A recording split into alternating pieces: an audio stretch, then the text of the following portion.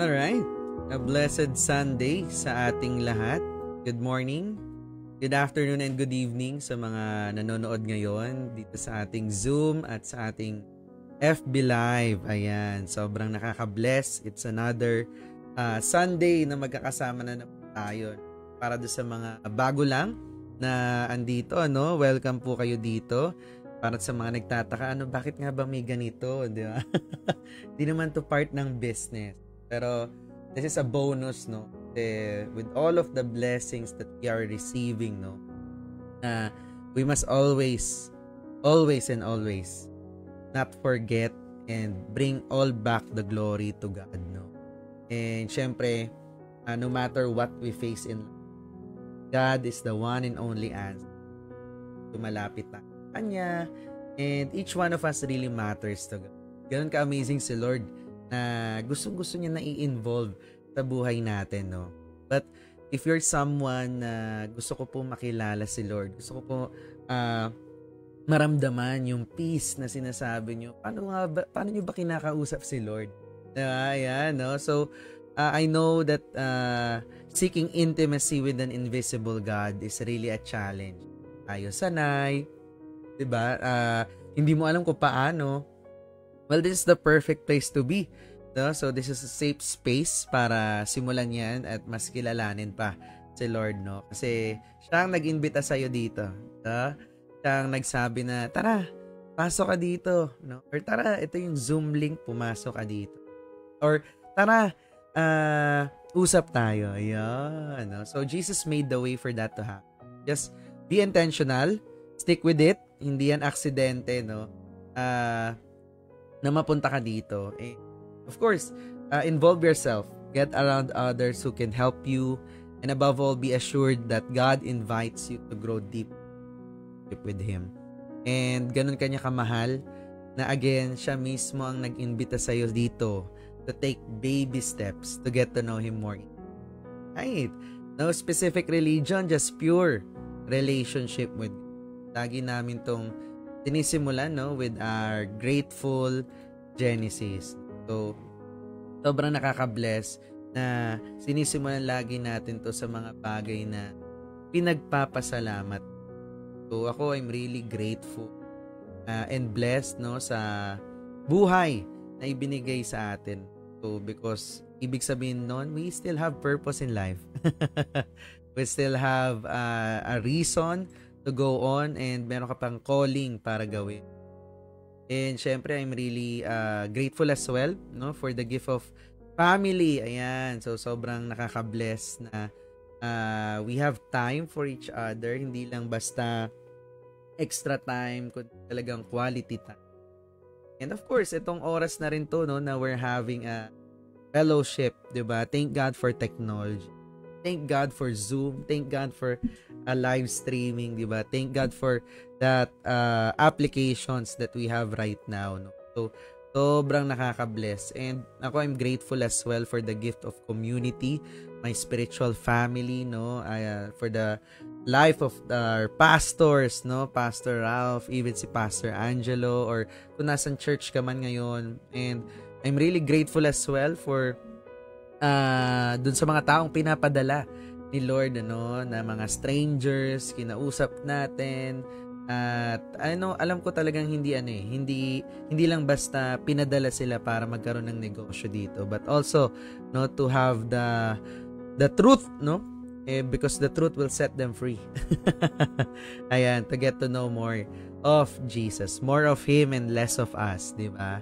And I'm really grateful as well, no, sa mga taong laging nanonood at laging talagang hindi pinalalagpas itong fellowship natin. Kasi bukod sa Sunday church, it's really important na meron kang ganitong circle or small group, no, para masupplement yan yung pagkilala mo kay Jesus, no? To grow your relationship pa.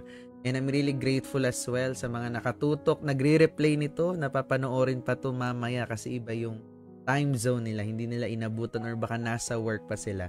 I'm really grateful, no, sa oras na ibinigay sa atin na sinisimulan natin tong Sunday na kasama siya, 'di ba? Baka hindi na naman ako matapos kapag hindi ko pa pinasa 'to. So, doon sa mga taong may gustong ipagpasalamat, no, declare it with your mouth kasi binigyan ka ng chance para makapagsalita. Yung iba nga pipe, yung iba nga bingi, yung iba nga, alam mo yun, may kakulangan pero ikaw, you're very blessed na nagagamit mo lahat ng parts ng katawan mo at lahat kung ano man talent ang ipinagkaloob. Of course, hindi ko na para patagalin pa our spiritual gathering entitled Stand Your Ground, to be led by Pastor Ralph Dulman. Good evening. Okay lang ba audio? Mawawala yung video Yes ko. po, malinaw. Okay. So, ang audio, video ko naman yan ang problema. Okay lang. Yan. So, good evening po sa lahat. Thank you for being here for another Sunday to listen to the Word of God. And kung meron kayong elements of for Lord's Supper or Communion, you can also set aside niyan mamaya after our sharing, after this message also, na meron tayong konting juice and plain biscuit or bread for our Lord's Supper. Lalo na sa mga hindi pa gawa nito kanina this morning or afternoon. No? So, thank you again for this opportunity to be with you. Let's pray as I start. Manalangin tayo. Let's bow our heads. Jesus Christ, thank you so much for being with us. Thank you, God, for you will speak again through your word. And I'm just your messenger, your servant, delivering your word. I pray I may only share and speak and declare the words you want me to share and the wisdom that you want me to impart. I can only speak, Lord, if you have impressed that to my heart. And so I don't want to speak my own words, my own knowledge, but I pray that every word will be coming from you through the Holy Spirit speaking in Jesus' name. Amen. So welcome po sa lahat. Meron ba ditong first time or lahat na hindi na ito first time? I also would like to commend and affirm yung mga every week talaga andito na mention ni Lawrence. And so as we go to this Word of God today, magtataka kayo bakit ako nagsimula sa part 2. Kasi gusto ko i-preach yung part 1 next time. Parang Avengers lang yan. Minsan nagsisimula tayo sa Endgame. Okay. Anyway, because I have a purpose why. So this is the part 2 of my 2 sermon series for this month. And also I would like to speak about Ephesians, no? I'm learning so much sa mga epistles ngayon. Pag sinabing epistles, yung mga letters na sinulat ni Paul and other disciples of Jesus. So, ang ganda pala ng epistles, no? Nung mga nakaraang mga taon kay Lawrence, kung maintindihan niya, I've preached so long for merong series about Luke, 2 years inabot yon. Meron ding series about Elijah and Elisha, no? Maraming beses din yon, ang tagal nun. And this time, I also found it very enlightening itong mga epistles. That's why once in a while, I shared Colossians chapter 1 sa inyo, Supremacy of Christ. Next time, ituloy din natin yon hanggang chapter 4 yun eh. But this time, punta muna tayo sa Ephesians. Stand your ground. Usually, pag sinabing stand your ground, connected dito sa anong context usually when you say stand your ground? Merong gera. As an introduction, napaisip ako. Uso kasi yung mga articles and mga posts sa FB or sa social media about choose your battle. Now, when I reflected about it, and also read about those social media posts about choose your battle. Dapat daw pinipili natin ang ating battle. Medyo may sense din naman. Kasi sometimes, we have battles na hindi dapat tayo involved. No? Lalo na kung hindi tayo the person na may issue or narinig lang natin na nag-away yung dalawang tao, hindi tayo dapat nakisawsaw doon. So, ma-apply talaga yung choose your battle. Hindi mo dapat yun kinakarga or sinasalihan. Meron din naman na choose your battle kasi nga, ang dami mo ng problema. Pinoproblema mo pa yung problema ng hindi dapat problemahin. No? So, applicable din yung choose your battle doon. Pero when it comes to being a Christian, the biblical view that is correct. Pag sinabing biblical, correct talaga yon. parang parang redundant ano. Pag sinabi mong Christian ka, actually you cannot choose your battle because it is the Lord Jesus Christ who told us to even the gates of hell cannot prevail against the church, right? May verse na ganon. Ibig sabihin, we are called by Jesus to wage war against the, the demonic forces, the devil, Satan, and his minions. Sa Bible, clear yon. Bilang Christian or follower of Jesus, command yon ni Jesus na we should wage war against the principalities and the dark forces of this world. Because we should. And so, kung, kung yun ang sinabi ni Christ, ibig sabihin, pag Christian ka na, automatic, you are involved in this spiritual battle. Hindi ka na pwedeng magsabi, I will choose my battle in terms of spiritual realm because you are already part of this battle. Kasi kalaban na natin ang principalities and demons. Minsan may nasabi si Lawrence. Paano kung hindi ka pa na kay Jesus, i-rephrase ko ang sinabi ni Lawrence, hindi ko maalala yung right words. Pag nasa mundo ka, ay hindi ka kalaban ng demonic forces kasi isa ka pa sa kanila. Pero once nandito na tayo kay Jesus, automatic, the devil hates us that much that he is also waging war to us. So we have no choice actually to choose our battle. We are in a battle. Tama? Naintindihan na natin? When it comes to being a Christian, hindi tayo pwedeng pumili ng battle kasi we are already engaged in a battle against demonic forces of this world. Okay na ba? Pero when it comes to choose your battle about problems ng ibang tao, syempre, wag mong pakialaman yon. Lalo na kung di ka naman part ng solusyon.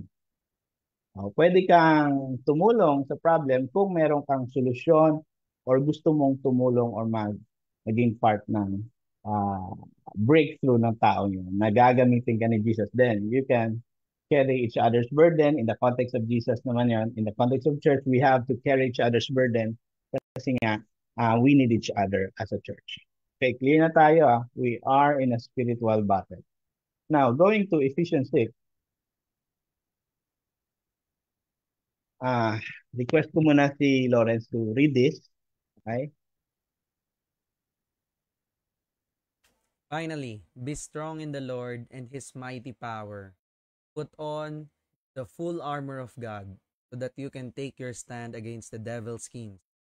For our struggle is not against flesh and blood, but against the rulers, against the authorities, against the powers of this dark world, and against the spiritual forces of evil in the heavenly realms. Therefore, put on the full armor of God, so that when the day of evil comes, you may be able to stand your ground. After you have done everything, stand. Stand firm then, with the belt of truth buckled around your waist, the breastplate of righteousness, with your feet fitted with the readiness that comes from the gospel of peace. In addition to all of this, take up the shield of faith, with which you can extinguish all flaming arrows of the evil one. Take the helmet of salvation, the sword of the Spirit, which is the Word of God, and pray in the Spirit on all occasions, all kinds of prayers and requests. With this in mind, be alert and always keep on praying for all the Lord's people.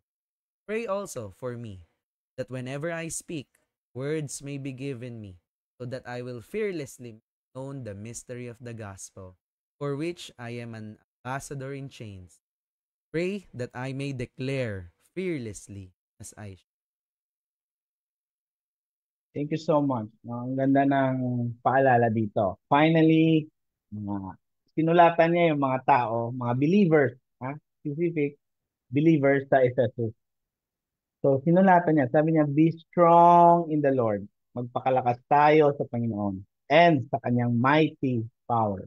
Pag sinabing mighty power, the power that created heavens and the earth, the power that raised Jesus from the grave, no? Ginamit ni Father yon to raise Jesus from the grave. And he gave his life on the cross, he was buried, and on the third day, he was resurrected to life.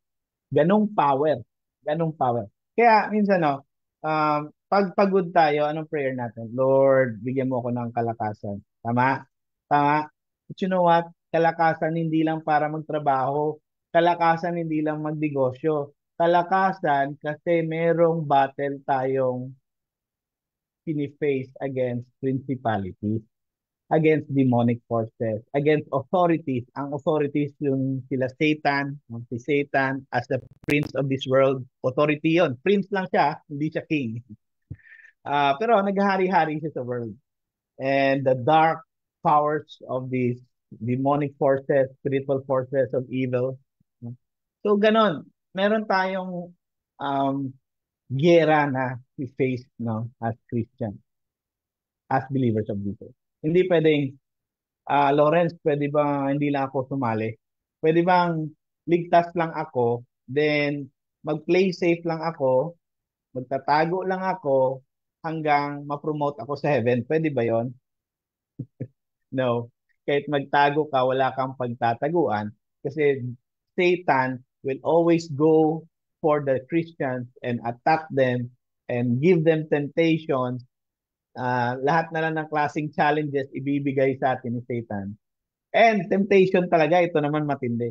Mga magagandang bagay pwede ring ibigay sa atin to tempt us. No? Hindi naman lahat pangit eh. Si Satan, wise to. May challenge, meron ding temptation na maganda. Na para maano tayo, ma-overcome niya tayo. Pero hindi dapat. No? Jesus already won this battle. Isang context nito, huwag niyo kalimutan, yes, we are in a spiritual battle, but Jesus won this battle already at the cross. Okay na? But still, we are in a spiritual battle. Yan ang konteksto naman. And dahil nasa spiritual warfare tayo, at hindi natin kalaban ang tao, no? Kung may kinakainisan kang tao, reminder sa verse 12, our struggle is not against the flesh. Kung ang taong yon kinakainisan mo, ang struggle mo doon, yung demonic attitude, demonic na mga slander against you, mga influence ni Satan or ng demonyo sa kanyang isip, kaya lumalabas hindi maganda, mga mura, mga degrading, nakakairitang salita, cursing, panay ang kung ano-anong mga sinasabi. Kasi nga, ang kalaban natin, hindi yung taong nagsasabi. Ang kalaban actually natin, yung influence ng demonyo sa kanya. So dapat we rebuke that. No? Lord Jesus, rebuke that spirit in him, in her. Mga ganon. Ha? Pero siyempre, disclaimer, bilang Kristiyano, hindi pwedeng sinampal ka, binatukan ka, sinuntok ka, hindi mo na irereklamo sa husgado. Okay? Disclaimer tayo. Pwedeng magsampa ng kaso. Anong mga kaso ang pwedeng, assault, no? Ano pa? Yung trespassing kasi sinugod yung bahay mo, mga ganon. Pwede ha, bilang Kristiyano, pwede tayong magsampa ng kaso. Pero when it comes to spiritual warfare, ang kalaban mo doon talaga is yung attitude na hindi Christ-like, hindi Kristiyano, nagsisimba, pero ang attitude hindi. ang practices, may bisyo pa rin, mali pa rin yung ginagawa. Yun yung kalaban natin, hindi yung tao. Clear tayo? Clear tayo, okay? So therefore, kasi nasa spiritual warfare tayo, sinabi dito, put on the full armor of God. Walang kulang, lahat. Yung belt of truth, yung katotohanan, yung breastplate of righteousness, which is yung righteousness, galing yung kay Jesus, dapat meron tayo niyan. And ano pa, gospel of peace na sapatos. Ibig sabihin dahil may gospel of peace tayo, ready tayo pumunta para mag-share ng gospel to anyone, anywhere. The shield of faith, dapat may anong tawag sa shield sa Tagalog? Mas magaling kayo sa panangga, okay? Also, take the helmet of salvation kasi yun ang mahalaga yon, no? Headshot yon, di ba? Kung wala yon, yung helmet nila noon, ang lumalabas yung mata lang. Kasi may mga arrows. Yun, headshot ka noon pag wala yon. Tingnan mo, kung walang helmet, patay agad. Ganun din. Pag wala pa si Jesus Christ sa'yo, hindi ka pa sinave ni Jesus, patay ka agad. Ibig sabihin, spiritually dead ka agad. Headshot yon. And dapat part ng armor is yung sword of the Spirit. And that is the Word of God. Kaya tayo may spiritual gathering palagi. Praise God sa buhay ni Lawrence, na andyan palagi, pati kay Geraldine, na suportado din ito. At sa inyo, na mainstay na dito, paulit-ulit, andito kayo. Ito yung ating pinakamalakas na opensa, the Word of God. Nawawala tuloy. The Word of God is our greatest weapon because it's a double-edged sword. So, hindi pwedeng pupunta ka ng gera, naka-armor ka, wala kang Word of God. Maraming tao, they face the week with spiritual warfare sa office, sa business, kahit saan. May mga attacks. Sila, walang word. Walang word, walang espada going to the battlefield. Tapos nag-expect sila na mananalo sila. Wala silang espada, wala silang nakuhang word of God, no? Kasi pwedeng nagsimba pero hindi nakikinig. Nagsimba pero nagsusulat ng babayarin. Nagsimba pero nagsuscroll sa Facebook. Anong dadalhin mong weapon? Hindi pwede yon. And tayo dito, pray in the Spirit on all occasions. Sa lahat ng panahon, masaya ka, malungkot, nawalan ka ng mahal sa buhay, successful ka, failure ka, nag-struggle ka, overcome ka, answered prayer ka, pray on all occasions with all kinds of prayers. Merong nagsasalita ka na prayer, merong iniisip mo na prayer, merong sa scripture ka kumukuha ng mga verses para mag-pray, meron ding kinakanta mo yung prayer, all kinds of prayer. Pwede nga prayer na walang words eh. Yun yung mga moments na bigat ka na sa buhay, puro na lang luha ang tumutulo. Prayer pa rin yan. And the Holy Spirit will interpret that and it will reach the throne of God. Alam mo ba yan? Okay. With this in mind, be alert always. And keep on praying for other people kasi struggle din ang mga Kristiyano sa ibang parts ng mundo, hindi lang naman sa Pilipinas, doon sa Saudi, sa Africa, sa Japan, sa Australia, sa New Zealand, lahat ng parts ng mundo, sa Antarctica, kung saan may Kristiyano, nag-struggle din yan sila. Kaya nagpipray tayo sa isa't isa. And pray also for me, sabi ni Paul. Si Apostle Pablo nagsulat nito. So that, pag nag-share ako, clear at meron akong confidence, hindi ako natatakot para ipaalam sa tao ang gospel. And that I may declare the gospel fearlessly. Yan. So, napaka-iksi na part lang ito. Pero, yun na nga, next Sunday, same verse, pero iba na naman yung tira natin. Okay? So, what can we learn from here? Unang-una, anong pinakaano natin? Okay. Napansin nyo yung God's armor. Basahin natin ulit Anong meron? Belt of truth. Pag sinabing belt of truth, connected to sa word of God, no? Tama? And sino nga ang He is the way, the truth, and the life, say, Jesus Christ. So, ang lahat ng ating armor about Jesus Christ and His Word. Tingnan nyo, breastplate of righteousness. Kanino galing ang righteousness? Eh di kay Jesus, siya lang naman ang righteous eh. And saan galing ang gospel, ang word, ang good news? Kay Jesus pa rin. Shield of faith, saan galing yon? Kay Jesus pa rin. Helmet of salvation, sino nagbigay ng salvation mo? Si Jesus pa rin. And sword of the Spirit, si Jesus pa rin yon through the Holy Spirit. He is the word of life, si Jesus. Now, ibig sabihin, hindi mawala, pag sinabing put on the full armor, pag sinuot mo yan, ibig sabihin talaga, unang-una, Kristiyano ka. Kasi we're talking about the presence of God in your life. Hindi ka magkakaroon ng spiritual armor kung hindi ka pa na kay Kristo. Alam mo ba yon? Kaya nga sinulat to ni Pablo sa mga Kristiyano sa Ephesus. Kapatid, delikado ang buhay mo ngayon kung hindi ka pa tumanggap sa Panginoon.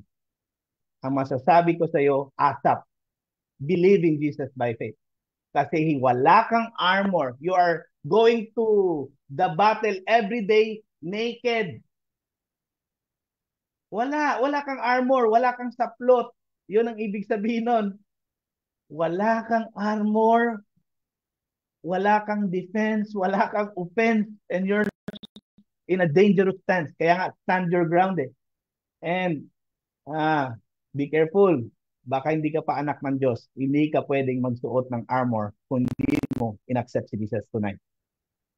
Kaya kung gusto mong i-accept si Jesus tonight, ilagay mo lang yung hand icon, Pastor, I want to accept. Pwede. Anytime. Lagay mo lang, Pastor, I want to accept. I-clarify mo pa sa akin or ipag-pray mo ako, i-guide mo ako. And we will. So the armor is rooted in the presence of God and in the Word of God. Clear tayo ha? Hindi ka pwede mag-armor dyan, hindi mo naman siya tinanggap at nag-believe sa kanya. Ha? So apart from God and the Word of God, there is no security, no defense. Kaya nga sabi sa Psalm, God alone is our defense and refuge. Siya lang. Kung wala ka pa sa Panginoon, wala kang defense. Maintindihan natin? O dito pa lang, malalim na ito.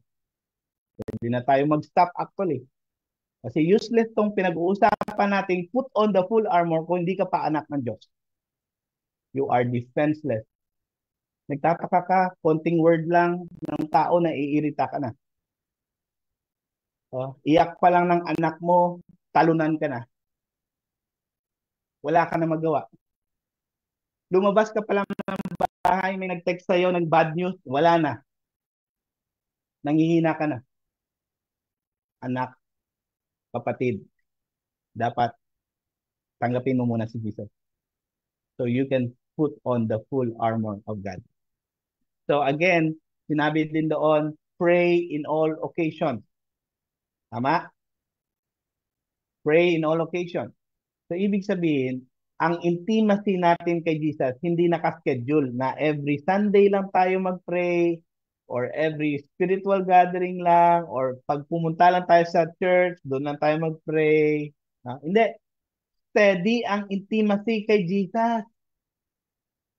No? Tama? Hindi tayo steady sa ating intimacy with Jesus kasi minsan pag masaya ang buhay, wala. Hindi naman tayo actually nagpipray. Alam niyo ba, sabi ni Oswald Chamber, solitude with God, yung sinosolo mo si God, nagpipray ka kay God every day. When you have solitude with God, solitude repairs the damage done by the threat, yung panic mo, and done by the noise and clamor of the world. Maraming damage sa atin, sa utak, sa puso. Wala tayong solitude with God eh. Kailangan natin ng mag-spend time with God, pagbabasa ng Bible, at pagpipray. Solitude with God tawag doon. Kasi it repairs the damage done by panic or fret, noise, ang daming boses, demand, and clamor, mga complaining, mga hinanakit, yung mga baka, daming ingay sa mundo, daming nagpuprotesta, nagrereklamo, lahat na lang. Uy, umuulan, reklamo na naman. Pag uminit, reklamo na naman. Okay? So again, we have to have that solitude with God because we need it. We are damaged day by day without prayer. Pag wala tayong prayer sa Panginoon, wala, hindi tayo nakakasumpong ng restoration, repair sa mga broken na mga feelings natin dyan, psychological, spiritual relationships. Everything crumbles without solitude with God. Kaya nga, pray in the Spirit on all occasions, sabi ni Paul. And be alert. Always keep on praying for all the Lord's people. So kanina, steady intimacy. Pray in all occasions. Huwag lang mag-pray every time kumain. No? May mga tao din, ang prayer during kain lang. Hindi nga sila nagpipray. When they drive, when they go to work, walang prayer. When they do things, pupunta ng bakasyon, walang prayer. Akala nila prayer is a waste of time. No? But nagkakamali sila.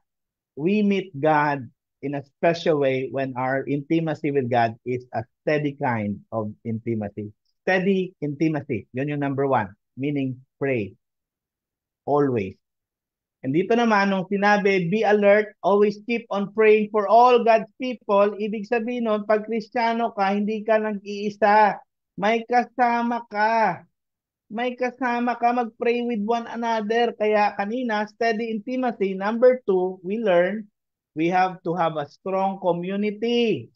Nagpasalamat si Lawrence kanina. Pasalamat ako sa community support ko, sa bahay, sa church. Strong community. Ito, strong community din ito. No? Steady intimacy, strong community. At masasabi mo na strong ang community na kung saan ka nagbilong if that community prays for one another. Kung ang marriage mo bilang mag-asawa, you pray for one another, yun yung mga senyales that this marriage is strong. If a family, nag-pray kayo with your anak and with parents, that family is strong. If your company prays together, that company is strong. Praise the Lord. Eralista is doing that. If your church is praying together always, kahit walang prayer meeting, matapik lang sa likod, Brad, okay ka lang? Oh, Brad, hindi ako okay pag pray mo ako. That community of faith, that church is strong also. No? Hindi yung, nakakita ba kayo ng simbahan? Oh, pupunta sa church, lahat, puupo. Oo, mag-pray-pray dyan. Pero yung praying for one another, wala. Napansin niya, may mga ganong simbahan ha. Upo-upo dyan, may prayer, may nagli-lead ng prayer, maya-maya uwi na. Hindi man lang kayo nag-pray sa isa't isa. Hindi strong yun. Ang strong community, nagpi-pray sa isa't isa. Ha? So ano pang matutunan natin? Pag meron tayong community, sabi ng isang African proverb, alam ko, alam nyo na ito, narinig nyo na to eh. Ulitin ko lang. If you want to go quickly, go alone. Huwag kang sumama ng iba. If you want to go far, go together. So ganun din naman sa church. Malayo ang nararating natin sa spiritual life natin if we have the church as a strong community. Kailangan natin ang simbahan. I'm not just talking about your church, but the whole church around the world. Yun yung turo ni Paul eh. Pag-pray ang lahat ng Kristiyano, kahit saan man sila. And sinabi dito, after sinabing pag-pray ang ibang Kristiyano, sinabi ni rin ni Paul na pag-pray nyo rin ako. Pag-pray nyo rin ako para maging clear, maging mas matapang pa ako sa pag-share ng mystery of the gospel. Ipag-pray nyo rin ako. So lahat ng ating mga pastor, ako na mismo nagsasabi, please pray for me. So that maging clear pa ang pag-share ko rin ng gospel sa inyo, sa ibang mga tao, sa ibang mga simbahan. No? Pag-pray nyo rin ako. This coming Sunday, I was invited again by my home church sa Pulupandan to preach. Ibig sabihin, ang mag-preach sa outreach ko sa Sunday is yung pinsan kong trinain ko mag-preach. Okay? So pray for us. Pray sa pinsan ko. His name is Stephen Paul. He will be preaching on my behalf sa outreach kasi nandun ako sa home church ko. So what can we learn? Third, kanina, steady intimacy. Number two, strong community. And so, this time, Parang sumobra yung pagpresko. Okay. Meron ditong quote nagsasabi, the problem why so many Christians are not effective in sharing the gospel is that yung testimony nila bilang Kristiyano, individual testimony, at yung testimony nila bilang simbahan, hindi tumutugma. Sabi nila Christian sila, pero as a church sila rin nagchichismisan.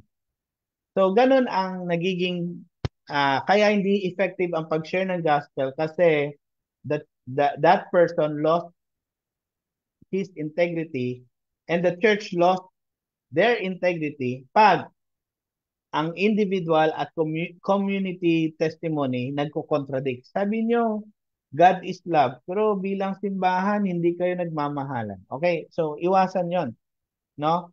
Kasi hindi tayo nagiging, wala tayong integrity pag ganun. Parang mga hypocrite tayo nun. We're not walking our talk, no? Kaya ang third, we will learn from here, no?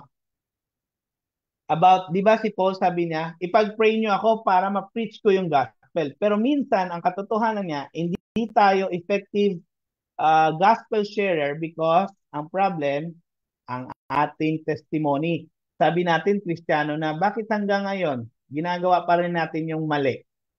Nagbibisyo pa rin. Nagmumura pa rin. Hindi pa rin honest. Akala ko Christian na. So, ang integrity, yun ang problema. Si Paul, wala na siyang problema kasi yung past life niya bilang sinner, tinalikuran niya na yon. So, sa atin, dapat maging maingat tayo na ang ating past life, hindi na natin inuulit. Okay? So, anong matutunan natin dito? Solid integrity. Kanina, steady intimacy. Dapat nandun palagi ang presence ni God, hinahanap natin, nag-spend time tayo in prayer and His Word. Number two, strong community. Ilang ulit ko na ito napipreach yung strong community. Andyan talaga sa verse eh. Number three, solid integrity. Hindi dapat tayo bumabalik sa ating dating ugali kung Kristiyano na tayo. Huwag na nating gawin yung past. Huwag na nating tambayan ang past. Tapos na yon. Kaya nga sabi sa Ephesians chapter 2, atras tayo from chapter 6, chapter 2 tayo. And you were dead in the trespasses and sins. Noon yon, in which you once walked. Noon pa yon. You follow the course of this world. Sinusundan nyo yung pattern ng world na to. Following the prince of the power of the air. Sino ba ang prince of the power of the air? Si Satan yon. The spirit is now the spirit that is now at work in the sons of disobedience. Ang spirit ni Satan ang nag-work sa mga taong disobedient. And among whom we all once lived. Noon, sabi ni Paul, ganun tayo. We disobey God. And the spirit of Satan is working in our lives. No? So, tayo, sa verse 3, basahin nyo, we all once lived in passions of our flesh, makalaman ng mga tawag ng laman, kahit mali, ginagawa natin. We carry out the desires of the body and the mind na mali, okay? And we're by nature children of wrath. Pag sinabing children of wrath, ang galit ni Lord sa atin papunta. Children of wrath tawag yon. Like the rest of the mankind. Yun yung buhay natin noon. Ni-remind ni Paul ang mga believers sa Ephesians, sa Ephesus. Na yun, dati yun.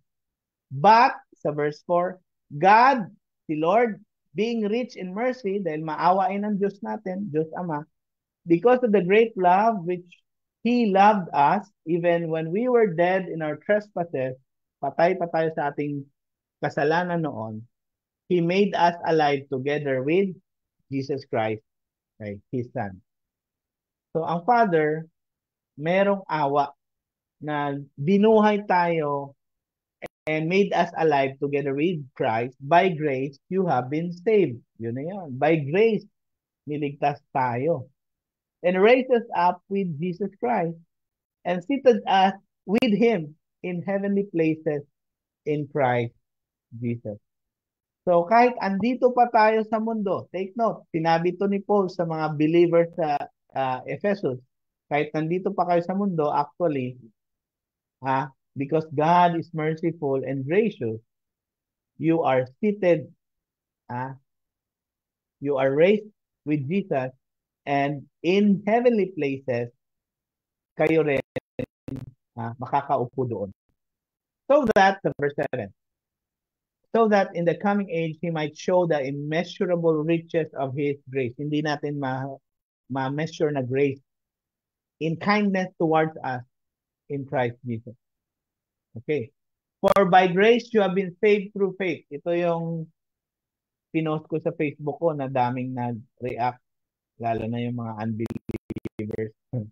Sabi nila daw, hindi tayo sinaved by grace. Naniniwala sila na naligtas sila sa sarili nilang gawa. No, for by grace you have been saved through faith. Ang faith natin kay Christ. Okay? Si Christ ang nagligtas sa atin. It was not our work. And this is not your doing, your own doing. It is the gift of God, yung salvation. Hindi mo gawa to. Nag-response lang tayo by faith. Not as a result of work so that no one may boast. Para walang mayabang, tandaan nyo, we are saved by Jesus. We have been saved by grace through faith. Sa grasya ng Diyos, niligtas tayo, and so we respond by faith, by believing in the finished work of Jesus. Okay? So, para walang magmayabang, yun yung sinabi sa verse 9. Verse 10, for we are His workmanship. Ginagawa tayo. We are working in progress, no? Piniperfect tayo ni Lord. Bilang mga naniniwala kay Jesus, pinapalago niya tayo sa ating spiritual life. And we are His workmanship, created in Christ Jesus for good works. So, ang Father, work in progress tayo. We are workmanship. Parang painter, hindi pa tayo tapos. Pinipinta pa tayo. Kung sa music naman, hindi pa tayo tapos. We are work in progress. Ginagawa pa, sinusulat yung nota. Work in progress. And created in Christ for good works. Para yan, maggawa tayo ng mabuti. After sinave tayo, we are to do good things.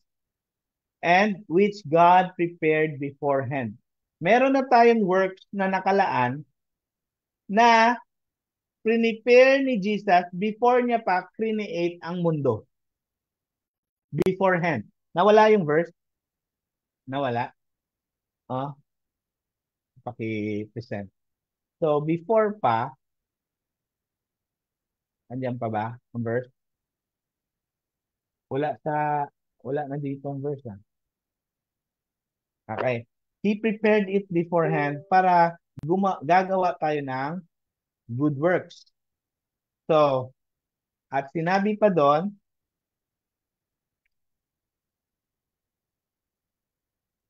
na that we should walk in them.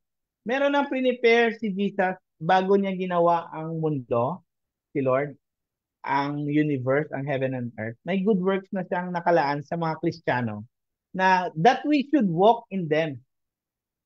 Okay? Na? So, Lawrence, may calling ka sa Panginoon. Nung sinave ka niya, may nakalaang ministry sa'yo. Oh. Yung sinasabi mong part ka ng media team, that's a surface ministry. Merong malalim na ministry yan. Na all that we are doing, yes, sa media team tayo, sa music, sa dance ministry, sa preaching ministry, lahat yon surface na yon. Ang pinaka-calling natin doon is to make disciples. Ha? Kaya wag mo sabihin, kasi pag nakatingin ka lang sa role mo sa church, paano kung naka-assign ka sa paghuhugas ng pinggan? Eh di, masasabi mo, ano ba ito, ministry ko? Parang ganito lang ministry ko. Gusto ko rin yung may radyo-radyo dito, may, you know what? Do it for the glory of God. Kahit ano pa yan, magwalis, magganito ng plato sa kantin, magtimpla ng kape, may mga church na may coffee shop eh. Or mag-fix ng mga upuan para mag-start ulit yung isang service. You know what? Do it for the glory of God kasi part yun ng kabuuan. We are all making disciples through that ministry. That's why we walk in them. Doon tayo sa path na prepare ni Lord para sa atin. Yun ang sinasabi na train up a child in the way he should go. And when he is old, he will not depart from it. Ito na yon, we should walk in them. Train up a child in the way he should go. Meron na nakalaang ministry para sa atin. So, ganon. ang punto lang dito, we are God's workmanship. Lahat tayo noon makasalanan, so niligtas na tayo and we are work in progress. Minsan, Kristiyano na tayo, but still, along the way, we sin. But when we sin, it's not because we love to do it. Sana, we sin because of unintentional sin ba? Hindi yung gagawin mo pa rin, alam mo namang mali. Ha? So sana kung nagkakamali man tayo bilang Kristiyano, hindi natin sinasadya. Kung paulit-ulit, iba na yon. We are not already sinners. We are already saints. But still, along the way, we are committing sin. Hindi dahil gusto natin, ha? Kundi dahil hindi natin sinasadya dapat. Um, Pero most of the time, sinasadya talaga natin. That's why we should repent. Hindi pwede sa Panginoon. Kasi may consequence eh. Therefore, kaya nga may paalala sa 2 Corinthians, if anyone is in Christ, he is a new creation. Wala na yung dati. Please, wag mo nang tambayan yung sino ka noon, yung mga dark na ginagawa mo noon, yung mga dark thoughts, lustful thoughts, yung mga immoral acts natin noon. Wag nang balikan. Parang aso. Sabi ni Jesus, sino ba nagsabi noon sa Bible na minsan dahil tayo ay makasalanan, para tayong aso na bumabalik sa ating suka. Kinakain pa ng aso yung suka niya. Ganon ang pagka-explain sa mga taong nagbabackslide. Bumabalik pa talaga sa suka niya. Parang aso. The old has passed away, behold, the new has come. Pag ikaw ay nakay Kristo na, ikaw ay bagong tao na. So, instant yan ha. Kaya nga, paalala ko sa inyo, kanina, kung wala ka pa kay Kristo, wala ka pang armor na isusuot. Pero pag kay Kristo ka na, may armor ka na, new creation ka pa. Ayaw mo yon? Protected ka na, bago ka pa. Ha? Ang galing, no? Ang galing. Now, our authentic self, no? Hindi na dapat tayo nagkukunwari. Christian na tayo eh. Our authentic self must be rooted on who we are in Jesus Christ. Di ba we are a new creature na? So isabuhay na natin yung pagiging totoo natin na tayo ay anak ng Diyos, na si Jesus, tayo ay wearing the breastplate of righteousness. Dapat hindi na yung huhubarin pa natin kasi gagawa pa tayo ng immoralidad. E di pag kinuha mo yung righteousness, tama, di ba breastplate yon? E di ang daming target sa'yo, malaki yung tatamaan sa'yo. Yung body mo, tatamaan ng arrows ni Satan. Kasi nag-immoral ka na naman eh. Ginagawa mo na naman ang mali eh. Alam mo namang hindi pwede yung babae sa babae. Gagawin mo. Lalaki sa lalaki, gagawin mo pa rin. Nagmumura ka pa rin. Ay kinukuha mo yung breastplate of righteousness. Hindi, put it on. Kasi bago ka na kay Christ. Ha? Galing sa Bible ito ha. And dapat doon tayo nakarooted kung sino tayo kay Christ at kung sino si Kristo sa atin. And this Jesus in our life is a holy God. So His righteousness will be shown in our lives, in our actions. So what can we learn? I-reflect pa natin ito. To live out our authentic self in Jesus Christ is to know our potential. Ang mga taong hindi pa rin authentic sa kanilang sarili kasi nagkukunwari pa rin sila, hindi nila malalaman ang kanilang potential. Alam nyo ba yon? Kung nagkukunwari ka, hindi mo malalaman kung ano pa ang kaya mong gawin, potential mo. Kasi nagkukunwari ka eh. Kuwari, nagkukunwari ka na magaling ka kumanta, hindi ka naman talaga gifted sa pagkanta, ay hindi mo malalaman yung potential mo kasi nagkukunwari ka eh. Magpakatotoo ka. Pero ang sinasabi ko magpakatotoo ka, huwag mong sabihin sa akin, Pastor, magpakatotoo na ako. Hindi po ako si Diego. Ako po si Regine. Hindi pwede yon. Iba yon, ibang konteksto yon. Mali yon. Itong sinasabi ko magpakatotoo, kung sino ka kay Kristo, yun yung isabuhay mo. Kasi may nakalaang ministry para sa'yo. Magpakatotoo ka. Kung anong gift mo, doon ka mag-serve. Huwag ka magkunwari. Kung wala kang gift sa preaching, huwag ka mag-preach. Kung wala kang gift sa pagiging usher kasi palagi kang bugnutin, irritated, huwag ka doon sa mag-welcome ng bisita kasi pati yung bisita mababad trip sa'yo. Ha? Know your potential. And you will only know your potential if you are authentic to yourself. Huwag kang magkunwari. And pag alam mo na yung potential mo, itong mangyari. To know our potential is to live our maximized capacity. Dahil alam mo may talent ka sa singing, then mama-maximize mo pa yung talent mo sa singing. Alam mo na yung talent mo ay mag-share ng Word of God, then matitrain ka pa dyan at mama-maximize mo pa ang talent mo sa pag-preach ng Word of God.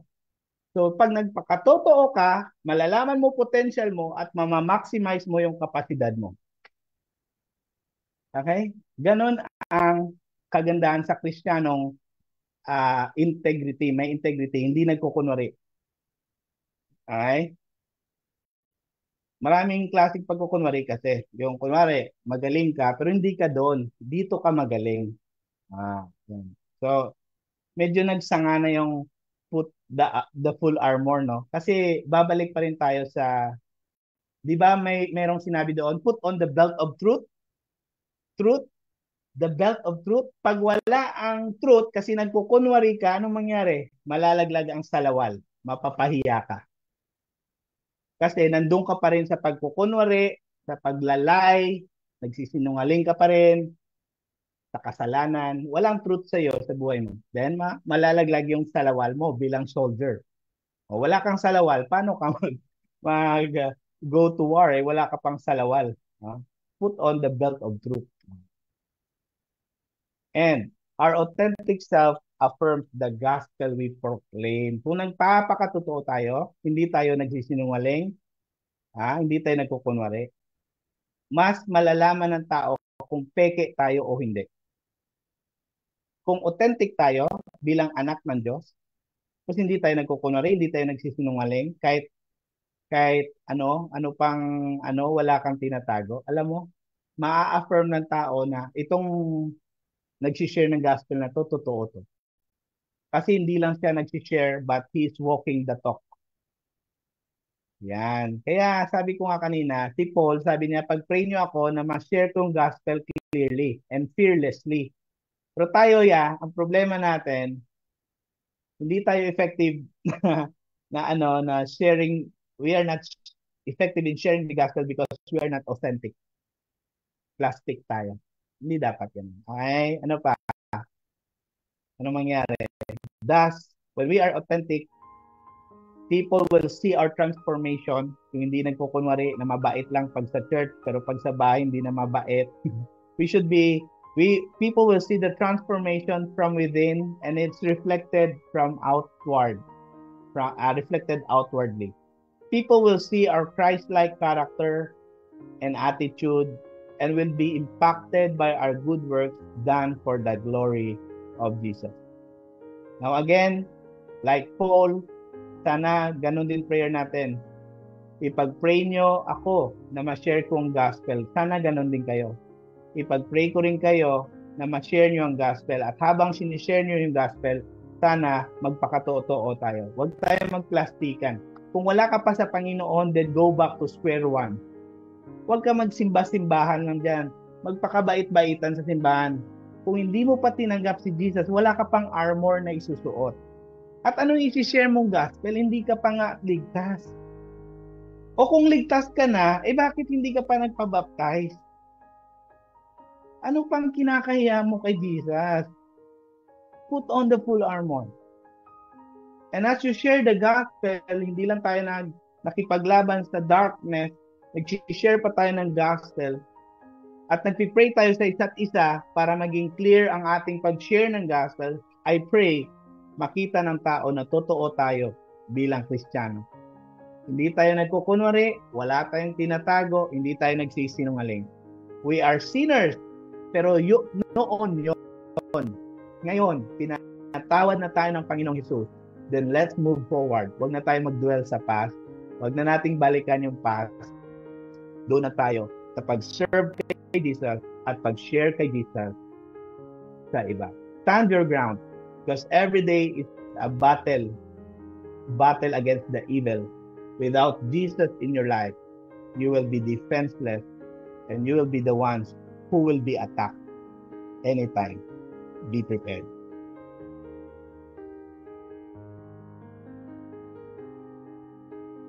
Ayan.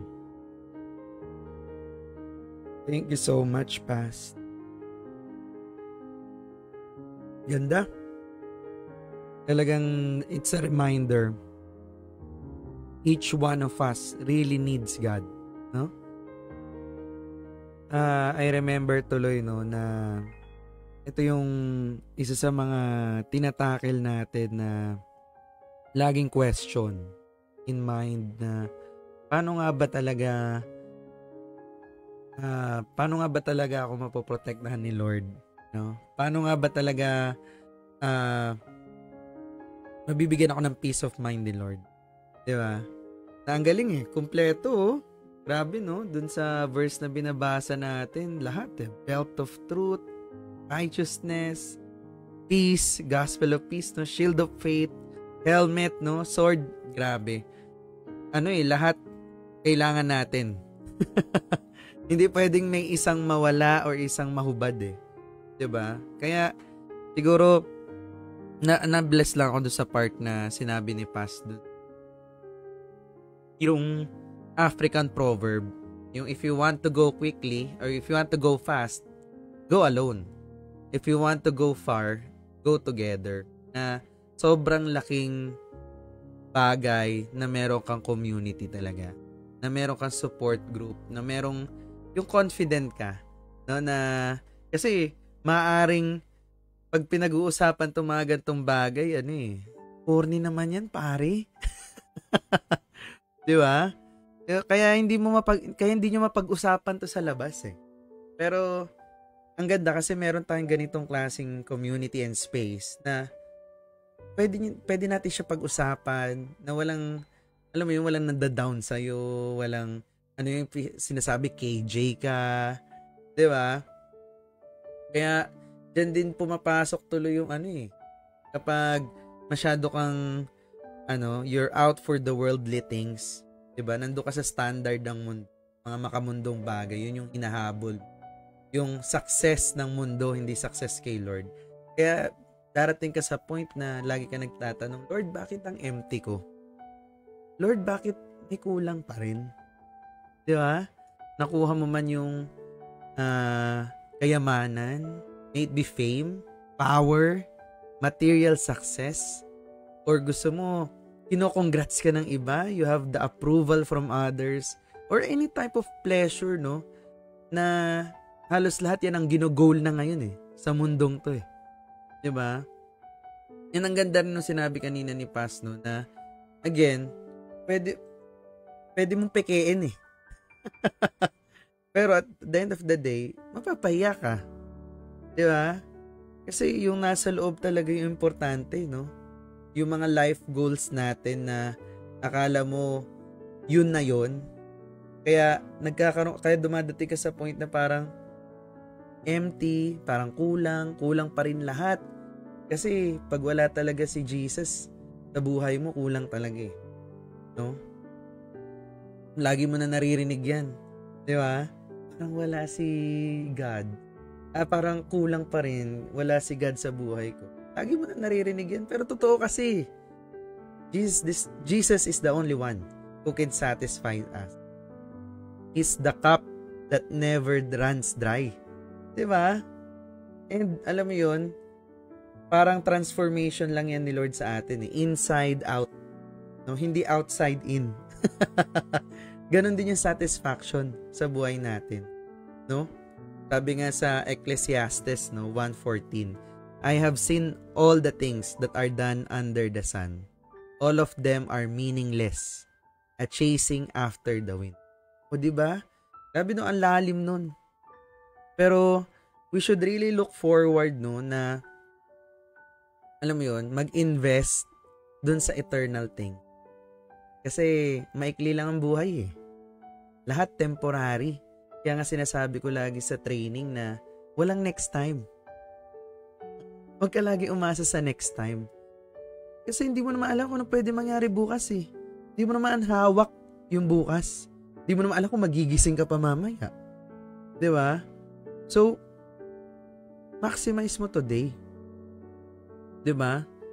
Ang tawag dyan, meron kang God-sized hole inside your heart that only God can feel. No? Walang sukat yun. God-sized eh. Hindi maliit, hindi malaki. Di ba? Pero may butas dyan sa puso mo na si God lang ang kasya. No? Hindi pera, hindi yung latest gadgets, hindi yung lalabas na iPhone 16, hindi yung magagarang sapatos, hindi yung number of followers ngayon na meron ka. Those are all meaningless. No? Only God can fill that gap. Na ikaw, kung ikaw ngayon, you're experiencing yung emptiness na yan right now, nasa harap mo lang yung solusyon, kapatid. Huh? Just go back to Jesus. He can satisfy you. Talang, wala nang iba. No? Siya ang habulin mo. Hindi yung fame. Siya lang yung habulin mo. Kasi walang kayang i-offer tong mundong to na makakatumbas sa kanya. And if that is your will, if that is the will of God, at if kung yun ang gagawin mo, I promise you, your cup will never run dry. He can satisfy you. Ang galing pa, sinearch ko yung sinasearch mo, yung sinasabi mo kanina, Proverbs pala yun. 26:11. Galing sabi sa NLT, as a dog returns to its vomit, so a fool repeats his foolishness. Naalala ko tuloy pas yung isa ding gamit kong verse ni Albert Einstein. Parang hawig siya dun eh. Sabi kasi ni Einstein, oo, tama. Insanity is doing the same thing over and over again, expecting different results. No? Ang galing, no? So, tama eh. Yung turo ni King Solomon. Nasa kanya na lahat. Fame, power, glory, lahat. Pero at the end of the day, all of it, it's meaningless. All of it, it's meaningless. Nakaka-bless. Ayan. So, sino gusto mag-share? Meron bang gustong mag-share na kanyang takeaway? Diba? Share mo na yan. Anong tumatak sa'yo? Anong reflection mo sa anong sinabi sa'yo ng Holy Spirit? Yan. Kasi grace din yun, guys, na naintindihan mo. Ibig sabihin, binigyan ka ni Lord ng wisdom para maintindihan yung dinidiscuss kanina ni Paz. Yan. Sino? Meron ba? Meron? Ako na lang. Ayan. Yes. From Taiwan. Let's go. Ayun po. So, yung sa akin po, takeaways ko sa akin natin po ni Paz is yung future natin. So, kasi nga po, parang wala naman din po sa isang effect na yung battle natin is sa tao sa tao. Kumbaga, kung wala naman siyang parang madadagdag sa life mo, huwag mo na lang bigyan sa life. Kumbaga, sabi nga po, we are not against it. So, if ever po na yung tunay po na kalaban natin is spiritual, kaya mas mainam po na, yung sabi nga po ni Pastor na isuot natin yung helmet of salvation, shield of faith, yung belt of truth, yung breastplate of spirit, righteousness, and sword of the Spirit, because all of these are through Jesus Christ po. Tsaka, importante din po na accepted natin si Jesus Christ before natin gamitin yung mga protection, kasi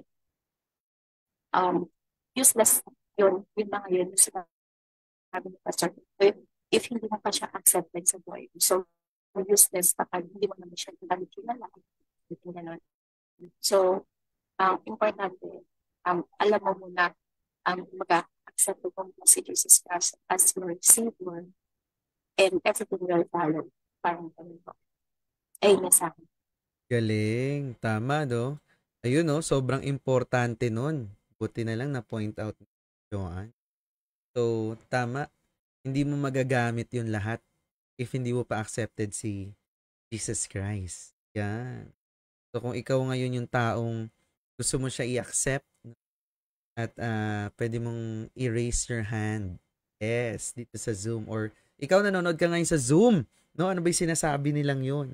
No, so pwede mo kami i-reach out, pwede nyo kami i-message o yung mga leaders nyo, no, para malaman ano nga ba yun? Paano ba talaga ina-accept si Christ?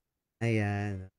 Tinanggap ko na po eh. Hindi kailangan i-accept mo siya, no? You declare it by mouth. 'Di ba? And ayun. Yan. Sino pa? Meron pa ba? Meron pa. Tama yung sinabi ni Joanna na useless yun. Kasi actually, hindi talaga magagamit yun. Tama. Kasi Wala nga, kang access doon. Kasi ang armor, si Jesus mismo, Yes. it points back to Him. He is the truth. Faith comes from Him. Righteousness comes from Him. The Word comes from Him. Wala yun. Hindi talaga available. Parang ganito yan. Sa soldier, sa marine, sabihin mo, gusto ko rin yung mga armors nyo at mga baril nyo. Hindi ka nga dito nag-training, hindi ka nga nag-graduate sa training namin, gusto mo. Hindi ka enlisted. Tama. Tama yan, Ma'am Joanna. Hindi talaga useless, kundi hindi talaga ibibigay sa'yo. At wala kasi si Jesus sa buhay mo. You are defenseless. Agree. Parang ano lang yan, Pas. Kahit nakailang I love you ka pa kay Jesus. Kung hindi mo siya ina-accept, wala ka talagang access doon. Wala. Tapos hindi mo siya tinunod. Yes. 'Di ba? My sheep knows my voice and they follow me. So, puro ka lang, pwede rin kasing nakasampung accept na siya, Lawrence. Hindi naman sumusunod. Ayun. Obedience din. Ano ba ang sinabi ni Jesus kay Matthew? Follow me. Susunod. Sa mga disciples, follow me. Follow talaga. Baka puro ka lang accept, puro ka lang go to the altar. Every time magsabi yung pastor, sino ang gusto nakatanggap ka, tumanggap ka ulit para manigurado lang. Hindi ka naman nag-follow. Sabi ni Jesus, follow me. Magkaiba yung, sige Lord, gusto ko sumunod sa iyo. Sa utak mo lang yun, follow, obey. Gandang reminder yun, no? Kahit pala nag-accept ka, hindi ka naman nag-follow through. Walang discipleship. Hindi lumalalim ngayon yung relationship mo kay God. So, call to action na yan sa'yo. Kilalanin mo pa si Lord. Yeah!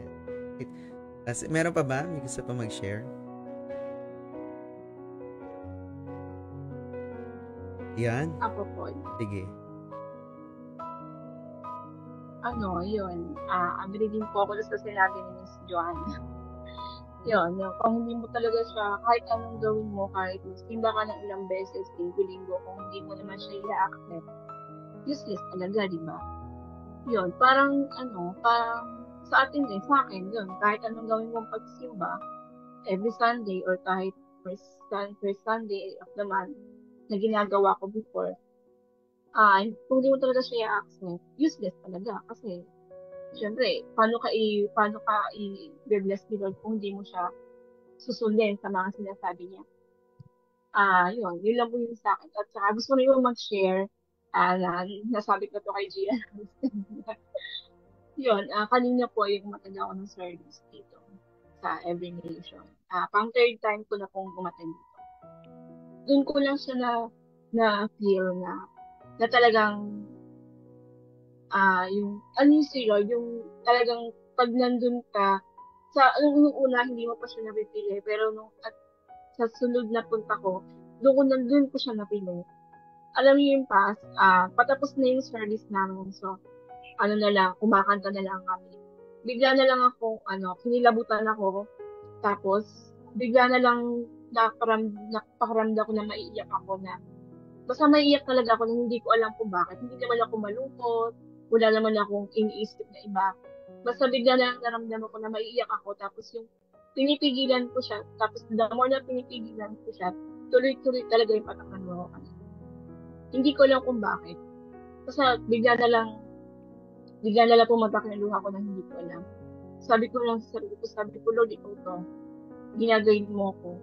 Ina-act yung ikaw to. Basta yun lang sabi ko sa kanya, ikaw to. Wala na ako ibang sinabi, yun na lang sinabi.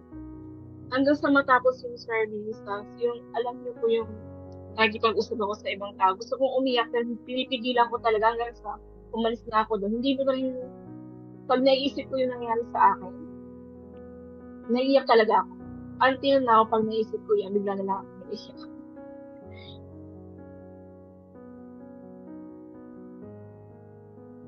Ayun po. Gusto ko lang pong i-share. Galing. Maganda, you find out ano yung sinasabi ni Lord sa'yo. Yeah. Kasi pag umiyak ka, ibig sabihin na naungusap siya sa'yo. So, find it out. Ano kayang kalooban ni Lord?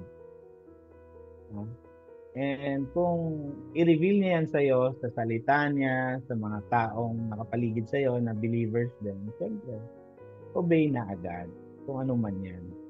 Kasi hindi ka lang naman papaiyakin ni Lord sa service na okay na yan, umiyak na siya, so okay na yan.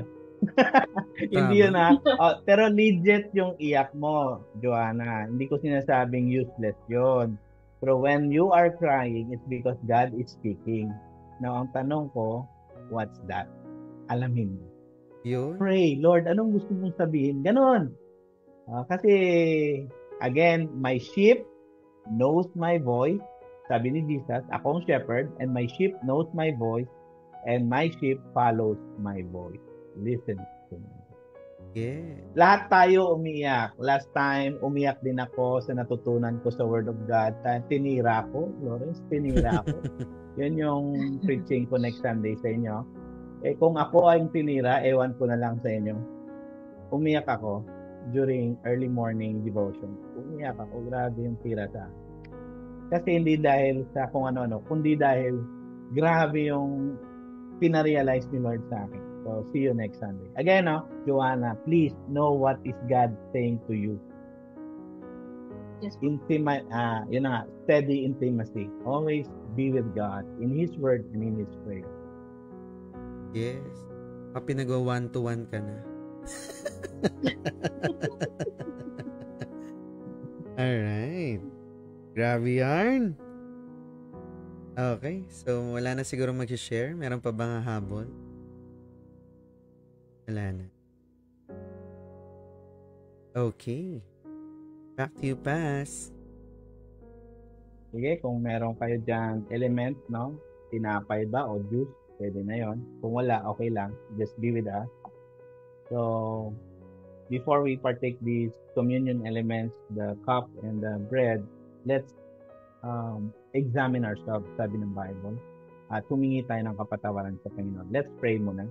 Lord, patawarin niyo po kami sa aming mga kasalanan, sa aming mga nagawang mali, sa isip, sa puso, sa gawa, sa salita, at sa pakikitungo sa ibang tao na hindi maganda, patawarin niyo po kami ngayon. Lord, salamat sa body mo which is broken sa cross at sa blood mo that was poured out for our redemption and forgiveness. Salamat. Thank you for inviting us to be in this Lord's Supper. Kahit po online ito, I believe your presence is with us. In Jesus' name, amen. Now, on the night when Jesus was betrayed, he took the bread, he gave thanks to the Father, at binigay niya ito sa kanyang mga disipulo, pinag-break niya yung tinapay, and when he broke it, he said, "This bread is the symbol of my body broken for you." Broken for us so that we will be made whole. Now, yun ang meaning nun. And now, as we take this bread, let's thank God, Jesus Christ, for allowing His body to suffer on the cross for our redemption. Magpasalamat tayo. Let's partake of it.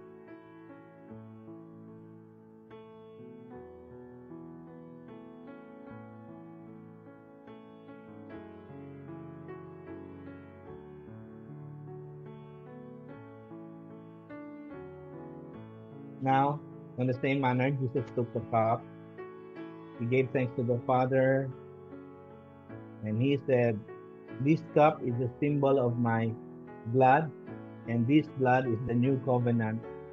That every time you drink this cup, you eat that bread, you proclaim my death." So let's partake this symbol of Jesus' blood. Let's partake this.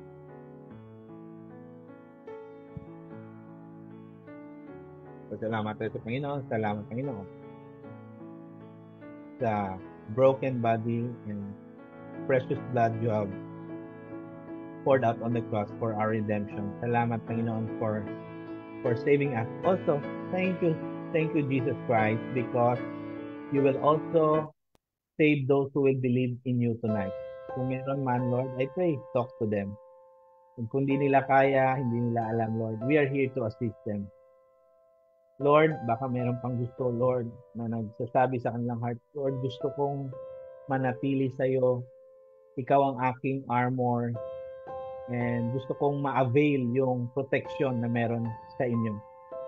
This protection is not merely physical protection, but this protection is eternal. Na after we die here on earth, we will be with you in heaven. Salamat for that protection. And nothing can separate us from the love of God, sabi mo yan. And also, nothing can snatch us from the hands of Jesus Christ. So Lord, salamat. Salamat. Dahil kami ay secure at safe sa kamay mo, even in the next life, we are assured that we will be with you. So sa mga nandito ngayon, salamat for reminding us all to put on the whole armor of God. Walang ititira. Kahit yung sapatos, the gospel of peace. Dapat ready din kami mag-share ng gospel sa kahit kanino, sa kahit anong oras, sa kahit anong sitwasyon. Use us, God, to be your servants and to be the ones who will share the gospel and good news to others. Salamat for this. Salamat. I-bless mo ang lahat na nandito. Kausapin mo pa kami, Panginoon, in our quiet time, in our prayer time, as we read your word, as we listen to your voice through your scriptures, through the Bible. Palalimin mo pa ang aming mga foundation para maging matibay kami as we stand our ground against the enemy. Salamat, Jesus, for this battle belongs to you, and this battle is already won by Jesus himself on the cross. Now, may God the Father, may the love of the God our Father embrace you and hold you firmly, that every day as you stand your ground as Jesus, soldiers of Jesus, may you be equipped and you will put on the full armor of Jesus, and the presence of Jesus through the Holy Spirit will be upon us all as we fight this battle, because we are not fighting this alone. This is God's battle and it's already won, and the victory is ours in Jesus' name. Lord, kahit ano pang challenge na meron kami, we pray for breakthrough so that we will praise your name and we will glorify and thank you, Lord, and people will see our praises given to you, Father, and they will say, this person, despite of the challenges of life, naging matibay siya because of the grace of God, because of the armor of God. So Lord, bless them, their family, their marriage, their business, their career, their children, kung meron na silang mga anak. Kung merong apo, i-bless mo rin yun. Lord, i-bless mo sila this week to be a channel of your blessing in the name of the Father, Son, and the Holy Spirit. Amen and amen. God bless you.